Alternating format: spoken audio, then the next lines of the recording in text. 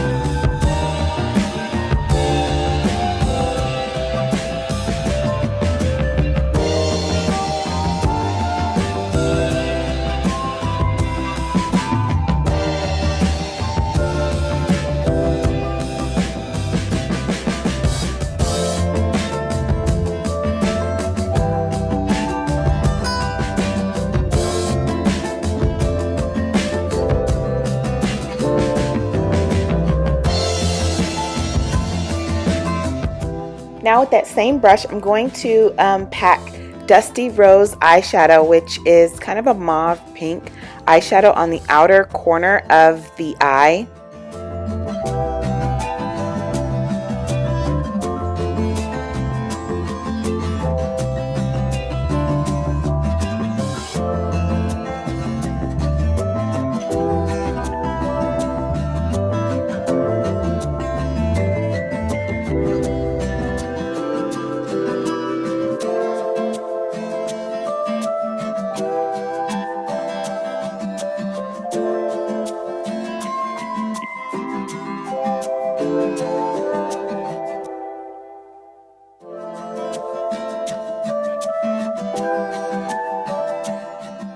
After that, with that same brush, I'm going to wipe off all the products left on it, and then I'm going to go ahead and focus on blending.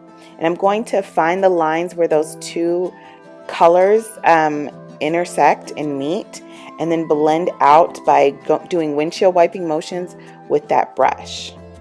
Now I'm going to switch my brush to the Ultimate Crease brush, and I'm going to pick up this color called Merlot, which is a purple matte eyeshadow, and work this into the crease. I'm going to start by intensifying the color on the outer corner of the eye by making small little circles. And then I'm going to lightly sweep that color into the socket of my eye. Not necessarily the crease, because the crease is kind of like that fold in the eye where when you open your eye you can't see the color. It's kind of like that fold of skin. But I'm going to go up into the socket of the eye, kind of right below the brow bone. And I'm going to do this with my eye open. That way it'll just ensure that I can see the color when my eye is open, and I'm kind of creating the shape that I want.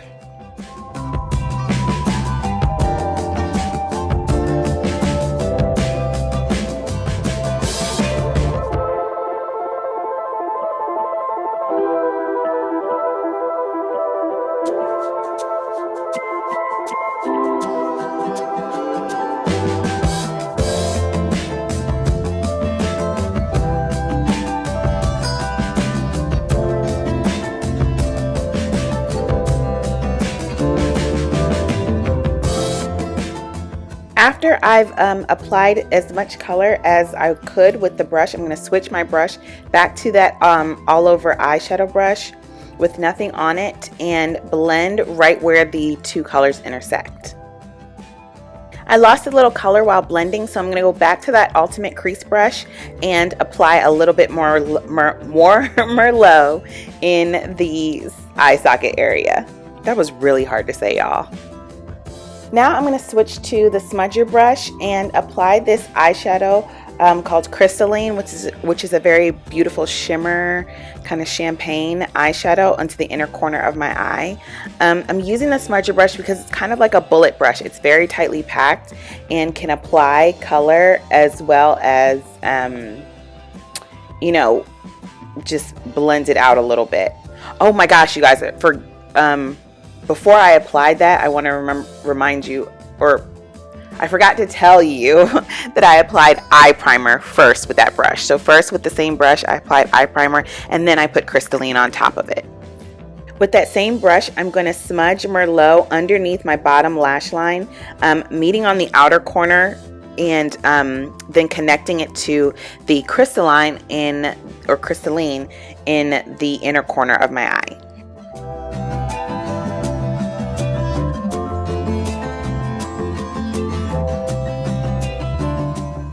Now I'm going to apply gel eyeliner along the top lash line.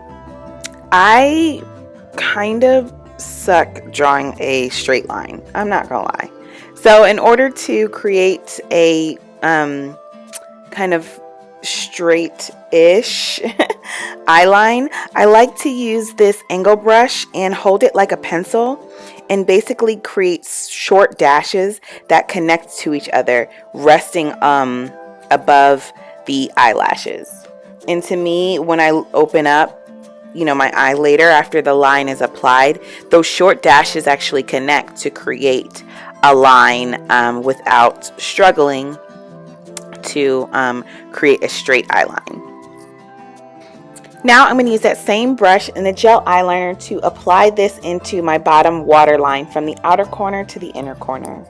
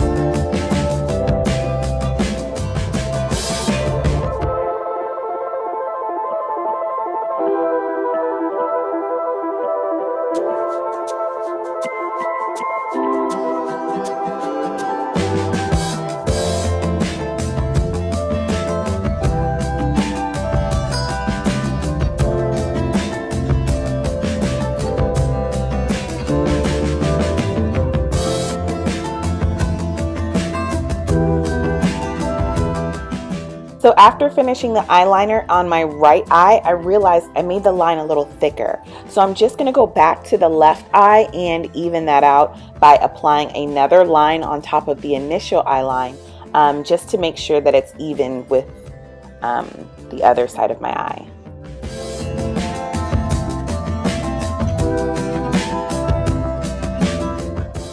Now I'm going to apply Ultimate Mascara on the top lashes. Now I'm going to apply false lashes on top of this, but I like to make sure that my lashes are well coated and kind of in the right direction so that when I apply the false lashes, they blend seamlessly together.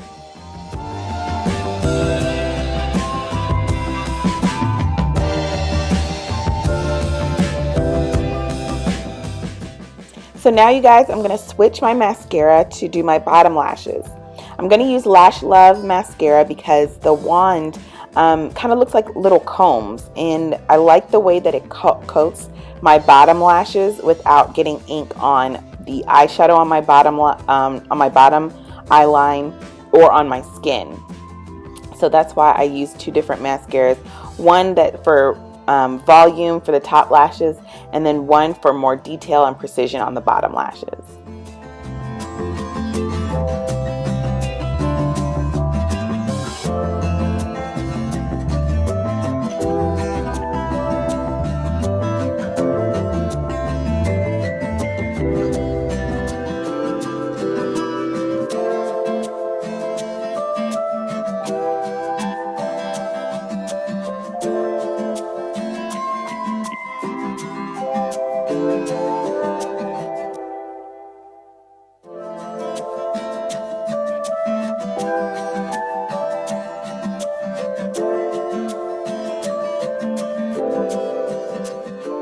So now you guys, I'm going to go ahead and bronze the skin. I'm going to use a cheek brush, and actually I'm going to use this cheek color that I like to use to bronze the skin instead of a traditional bronzer. I go to this cheek color is actually my go-to bronzer, simply because you know, as a chocolate girl, over the years I've become much more creative with finding bronzers within cheek colors instead of those that are on the market that are normally marketed to as a bronzer, simply because those bronzers are not dark enough to show up on my skin. Sometimes they are the same color as my skin, and they don't and then if they are darker, they're usually a contour color, which has more of a cooler undertone. But with a bronzer, you want something with a little bit more warmth to give that sun-kissed glow to the skin. And I find that a lot of cheek colors do that. And this one is one of my favorites.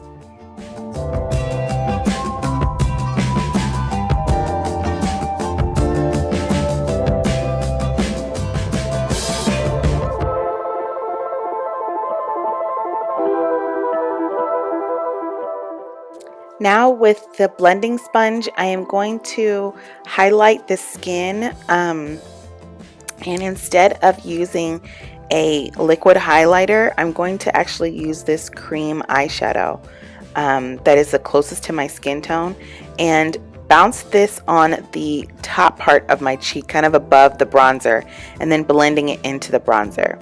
I like to use this because in the Mary Kay line, there isn't a liquid highlighter, and I like to kind of just double using the cream eyeshadow as the liquid highlighter, because number one, it's easiest. Number two, it also it gives that shimmer, kind of glowy after effect, not like glitter is on the face, but just like there's a nice radiant sheen on the skin. And then also it dries to the touch. So after a couple of minutes, if you touch it or anything like that with your fingers, you won't get that indentation if you would with other liquid highlighters, where they're so wet they don't actually dry down on the skin. So I use this cream eyeshadow for that purpose, and I love what it does in the light.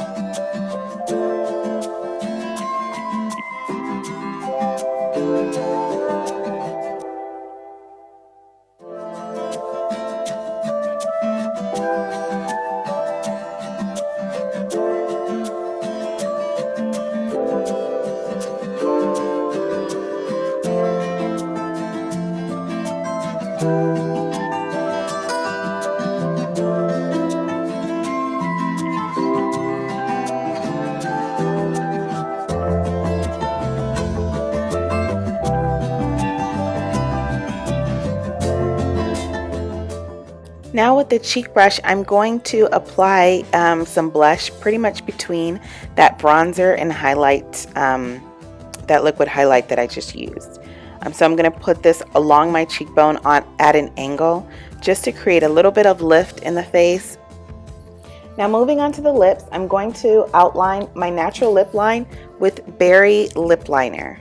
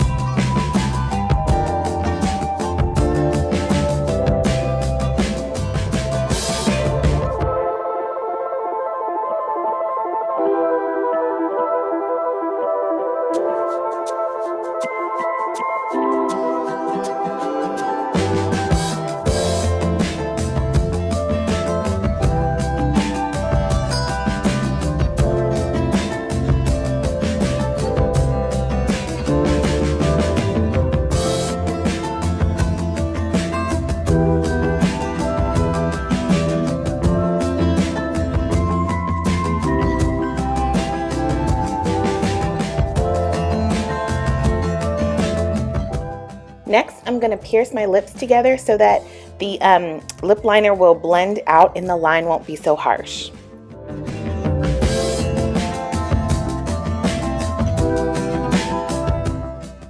Now I'm going to apply this super bright, almost bubblegum pink lipstick on top of the lip liner, but I'm going to leave a little space in the lip liner to shine through as I pierce my lips so that the lip liner and the lipstick blend together.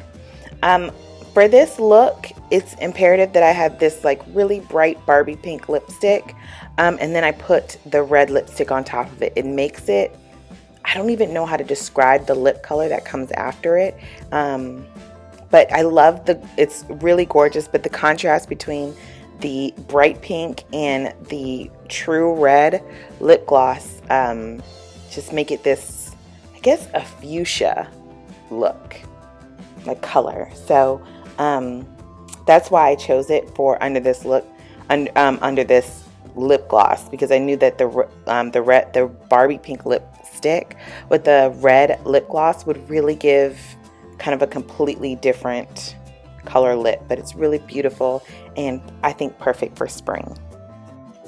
And that's the look, you guys.